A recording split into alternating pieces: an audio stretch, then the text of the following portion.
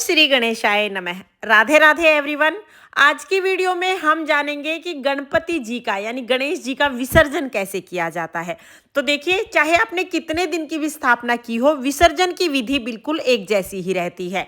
आपके घर के आसपास कोई नदी तालाब है तो आप वहां पे विसर्जन कर सकते हैं। आप चाहें तो आप अपने घर पर भी गणेश जी का विसर्जन कर सकते हैं। विसर्जन कैसे करना है चलिए जान लेते हैं। इस दिन आप विसर्जन कर रहे हैं, विसर्जन से पहले हमें एक बड़े से पात्र में जल भर लेना है। इस जल में थोड़ी सी रोली और थोड़े से चावल हम डालेंगे, फिर हम इसमें थोड़े से फूल डाल लेंगे। इस तरह से विसर्जन का जल तैयार हो जाएगा। अब हमें इस जल में विसर्जन करना है। तो विसर्जन से पहले गणेश जी की पूजा की जाएगी। तो आप धूप दीप जला लीजिएगा। गणेश जी को हम तिलक कर देंगे। छोटे गणेश जी, रिद्धि सिद्धि माता, सभी को हम रोली से तिलक करेंगे। तिलक के ऊपर चावल समर्पित कर देंगे। उसके बाद हम गणेश जी को दुर्वा घास समर्पित करेंगे, फूल समर्पित करेंगे। अगर आपके पास फूलों की माला है तो माला पहना दीजिए, नहीं तो फूल समर्पित कर दीजिए। फिर हम मीठे से गणेश जी को भोग लगाएंगे। कोई भी मिठाई आप भोग के रूप में जरूर चढ़ाइएगा। इसके बाद धूप दीप से गणेश जी की आरती करेंगे। बहुत ही प्रेम पूर्वक हमें गणेश जी की आरती करनी है। फिर हाथ जोड़कर कहेंगे, हे भगवान, मैंने इतने दिन के लिए अपने घर में आपकी स्थापना की। इस दौरान मुझसे या परिवार के किसी सदस्य से कोई गलती हो तो मुझे क्षमा करें और अगली वर्ष जल्दी आए।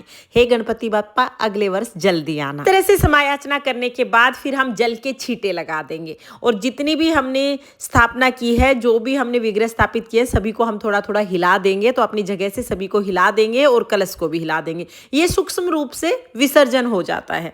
तो इस तरह से हम चौकी को थोड़ा सा हिला देते हैं। इसके बाद जो छोटे गणेश जी हैं उन पे जल के छींटे लगा के हम घर के मंदिर में रखेंगे। अब सबसे बड़ा कंफ्यूजन ये होता है कि सुपारी के रूप में जो रिद्धि सिद्धि माता हमने स्थापित किए हैं उनका क्या करना है। तो इनका हम क्या करेंगे, दोनों सुपारी हम लेंगे, इन पर जल के छींटे लगा देंगे। जल के छींटे लगाने के बाद आप इनको अपने पास ही रखें, किसी भी दूसरी पूजा में यूज कर सकते हैं। इसके बाद जो चौकी पर जनेऊ है, जनेऊ जो छोटे गणेश जी का है, इस जनेऊ को हम घर में ही रखेंगे और जो भी चावल है उनको भी अभी हम चौकी पर ही रख लेंगे। तो इस तरह से देखिए, हमें गणेश जी जो हैं अब विसर्जित करके आने हैं। तो अब हम क्या करेंगे, जिस जगह पर हमने जल तैयार किया है गणेश जी को हम उस जगह पर लेके जाएंगे।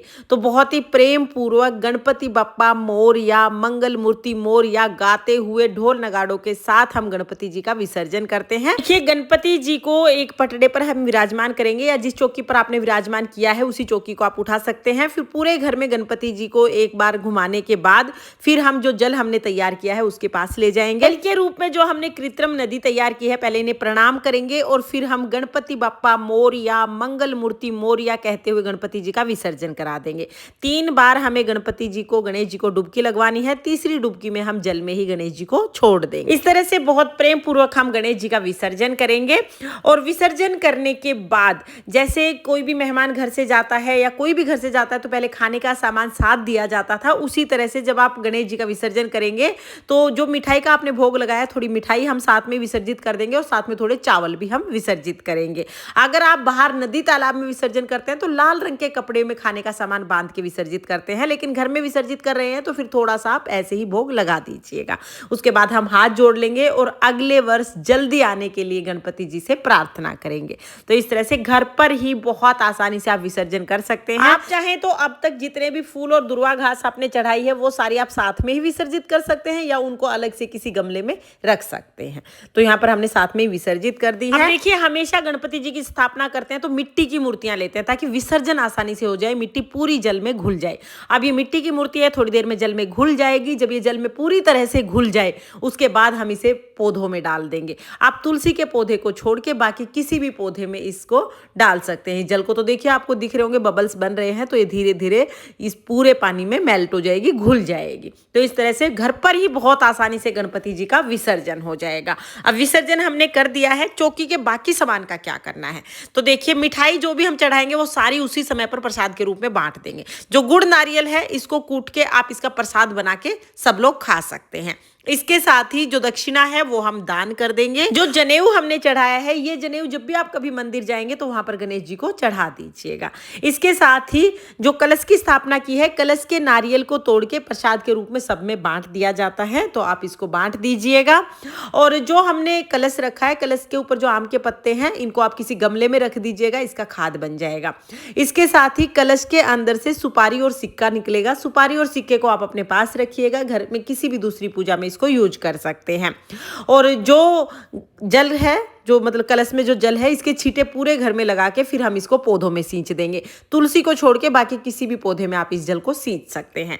इसके अलावा देखिए, जो भी चावल आपने चढ़ाए हैं, मैंने तो थोड़े से ही चावल चढ़ाए हैं, तो अगर थोड़े चावल हैं तो आप पक्षियों को डाल दीजिए, ज़्यादा चावल हैं तो उसको आप दान कर सकते हैं। और जो कपड़ा है वो धो के हम पूजा में दोबारा यूज करेंगे। तो इस तरह से घर पर ही बहुत आसानी से आप गणेश जी का विसर्जन कर सकते हैं। देखिए, गणेश जी का पूजन हमने बहुत श्रद्धा भाव से किया है, तो आप अपने गणेश जी का विसर्जन भी बहुत श्रद्धा भाव से कीजिएगा। ऐसे ही किसी पेड़ के नीचे या किसी नदी के किनारे मत रख के आइएगा, क्योंकि ऐसे रख के आ जाते हैं, अगले दिन जाके देखना कि हमारी मूर्तियां कितनी बुरी हालत में होती हैं। तो इस तरह से हमारा मजाक बनता है, हमारे धर्म का मजाक बनता है, तो ये ना करें आप। अगर आपने पूजा श्रद्धा भाव से की है तो विसर्जन भी आप श्रद्धा भाव से कीजिएगा। आपके घर के आसपास कोई नदी तालाब है तो वहां पर आप विसर्जन कर दीजिएगा। विसर्जन की विधि बिल्कुल एक जैसी ही रहती है, चाहे घर पे विसर्जन करें या बाहर करें। और अगर नदी तालाब नहीं है तो आप घर पर विसर्जन कर सकते हैं। बहुत सी जगह पर नगर निगम के बहुत बड़े बड़े टैंक की व्यवस्था की जाती है, उनमें भी आप जाके विसर्जन कर सकते हैं। लेकिन विसर्जन आप पूरी तरह से पानी में ही कीजिएगा, अच्छे तरह से विसर्जन कीजिएगा। और जहाँ तक हो सके गणपति स्थापना के लिए मिट्टी की मूर्तियाँ ही लेके आइएगा। आपको विसर्जन विधि कैसी लगी कमेंट करके जरूर बताना। राधे राधे।